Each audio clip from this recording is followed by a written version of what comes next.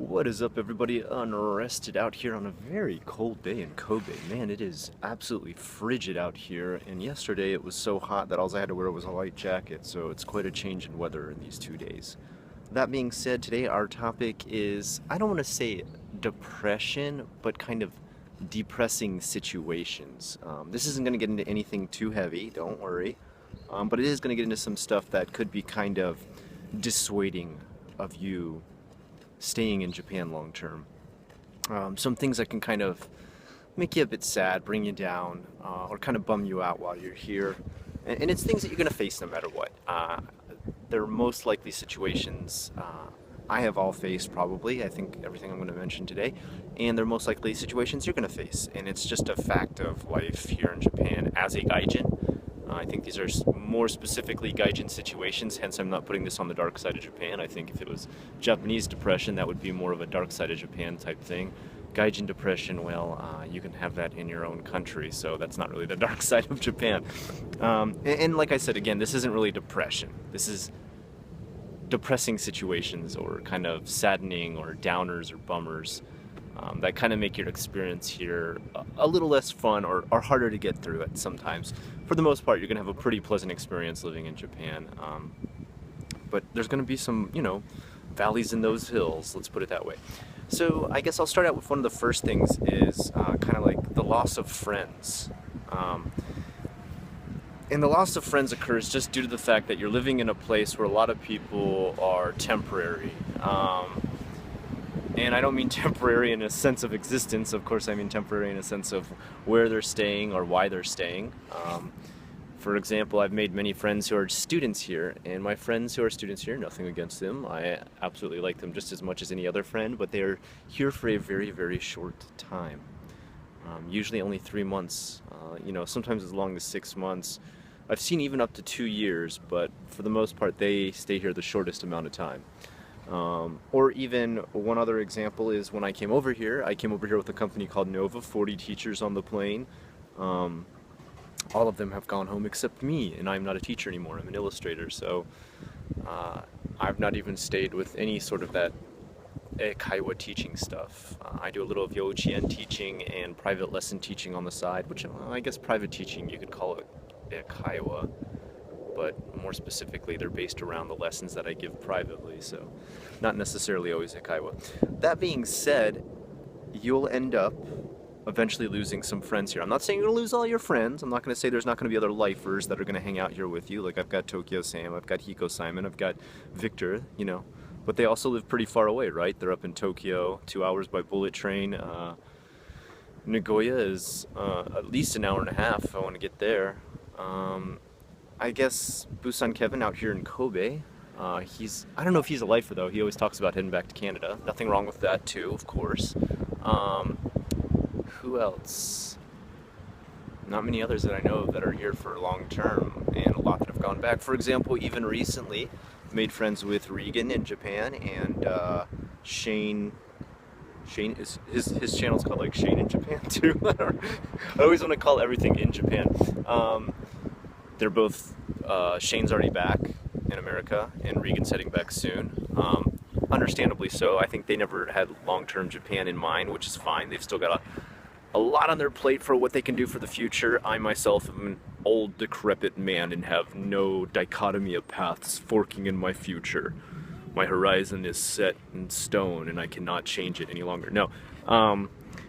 I guess that's one thing though, you're always going to lose those friends who are seeing Japan as a temporary place, which of course you can't expect everyone to want to live here forever. I don't think it is for everyone, and I don't think it is for everyone to live here forever. I think it's a good experience for some people, it's a stopping stone for some people, just a quick puddle jump for some people, and for others it's a place they like to call home eventually, like me. I personally still get excited almost every day that I wake up and I'm like, wow, I'm in Japan, and hence I'm still here because I'm living a very enjoyable life here, and I think as far as I can tell so far I will continue to do that. Of course something could happen that could send me back. I mean, if some kind of crazy war broke out, I would definitely take my kids and my family back to America.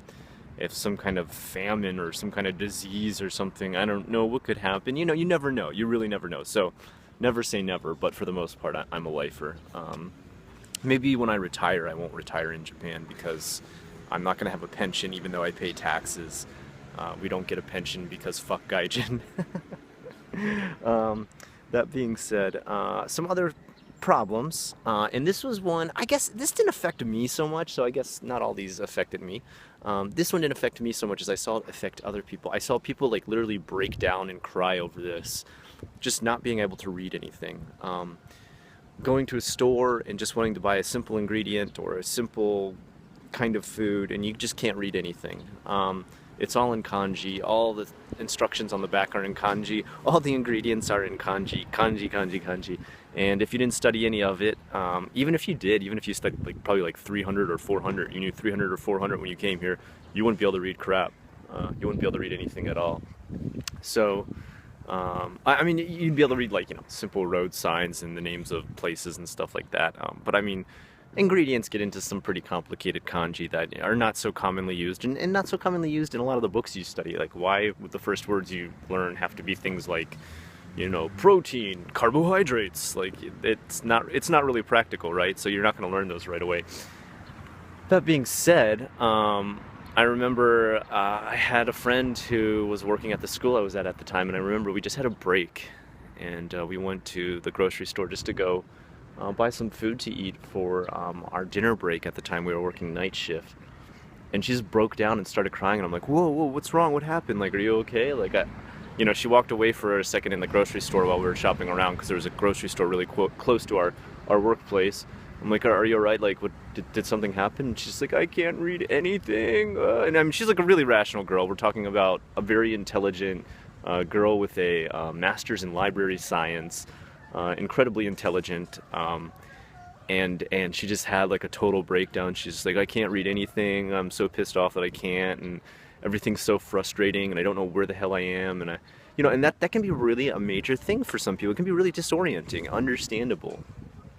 So that's another thing that could be a downer when you're here in Japan. Another thing that could kind of knock you down a few notches on the happiness scale. And I guess the last one I'll go over really quick is just kind of homesickness, which I guess you would kind of expect. Everybody talks about culture shock, but I don't think anybody comes here anymore and gets severe culture shock. Like, nobody comes here and is like, oh my god, I can't believe how different Japan is from America. People know that usually if they're coming here. They've studied slightly to learn a little bit about it. But nobody comes here and is like, oh my god, everyone here is Asian. Like, it's so silly to think people are like that anymore. You know, everybody here, you know, eats fish mostly and rice. Like, the diet's totally different. Like, they know that. They understand that. But I think the homesickness of not being able to have your own stuff mixed into the constant culture that you're surrounded by can get some people really depressed and wanting to go back to home. So that can be the last thing. So anyway, that's the last couple things, just some depressing situations that could happen here in Japan. If you have any questions about those or want to mention any that you've experienced yourself, feel free to let me know. Go ahead and put them down in the comments, and let me know what you'd like to see for future JFAQs. I'm getting a lot of great questions in my inbox and just going one by one. If I haven't answered yours yet, I'm not ignoring you. I promise I'm not ignoring you, but I will answer it via video. I usually don't have time to type one out, so I'll just answer it via video. I'm getting to all of you one by one. I'm knocking everything out of my inbox one by one. Alright guys, have a great one. I'm unrested.